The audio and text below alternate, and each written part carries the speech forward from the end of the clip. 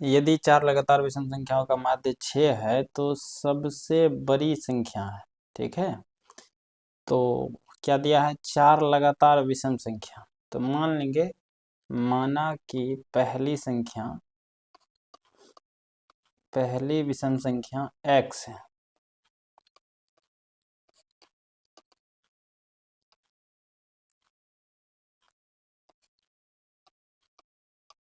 तो दूसरी विषम संख्या क्या होगी बताइए।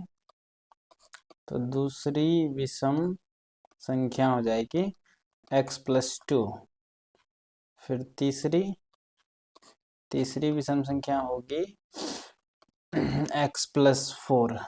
फिर चौथी विषम संख्या होगी x+6। कैसे होगी अब समझते हैं। यहाँ पर देखिए, हम जानते हैं कि विषम संख्या वह संख्या होती है जो 2 से पूर्णतः विभाजित ना हो, जैसे 1, 3, 5, 7, ये सब विषम संख्या।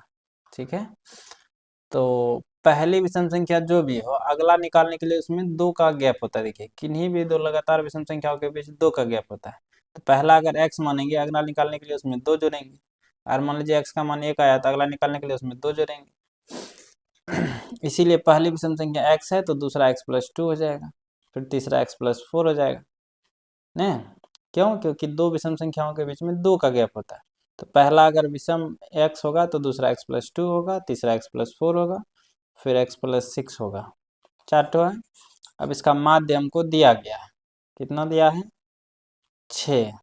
तो माध्य का सूत्र लगाएंगे। ये हमको माध्य दिया है 6, और माध्य का सूत्र होता है सभी परीक्षणों का योग बटा सभी परीक्षणों की संख्या। तो जितना परीक्षण है इसको जोड़ देते हैं, x+4 प्लस x+6 बटा क्या गो है, 4 गो, टोटल 4 ही हैं। तो सभी परीक्षणों की संख्या मतलब 4 बराबर दिया है 6 के। माध्य इसका दिया है 6, और माध्य x के अनुसार निकाले तो ये दोनों बराबर करके हल कर देंगे। अब इसको जोड़ लेते हैं, x + x 2x, और एगो x यहाँ पर 3x, एगो x यहाँ पर 4x, प्लस ये देखिए 2 और 4 6, 6 12 बराबर। देखिए यहाँ पर ये भाग में है, उधर भेजेंगे गुना में, बराबर को उधर भेजेंगे तो गुना में, तो 6 × 4 हो जाएगा 24। फिर 4x ये प्लस में है, बराबर के उधर भेजेंगे तो माइनस में।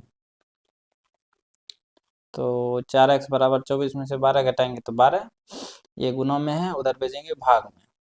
तो x बराबर 12/4, 4 तिया 12, यानी x का मान आ गया 3। x का मान कितना आया, 3। अब इसमें कहता है कि हमको सबसे बड़ी संख्या, तो सबसे बड़ा तो ये वाला होगा जो चौथी संख्या होगी। ठीक है, क्योंकि ये तो सबसे छोटा हो जाएगा, फिर इससे बड़ा ये, इससे बड़ा ये, और सबसे बड़ा ये चौथा वाला हो जाएगा। तो यहाँ पर रख लेते हैं, x का मान आया था 3 और 6, 3 + 6 हो जाएगा 9। ठीक है, ऑप्शन बी। तो इस तरह के प्रश्न में आपको कुछ करना नहीं है, जो माध्य दिया है उसके बराबर रख करके हल कर देना है। सबसे बड़ा पूछा तो सबसे बड़ा वाला निकाल लिया, अगर पूछता सबसे छोटी तो x बता देते, x का मान 3 आया था। फिर दूसरी पूछता तो ये निकाल देते, 3 + 2 5। तो हमसे कुछ भी पूछेगा हम निकाल सकते हैं x निकाल करके।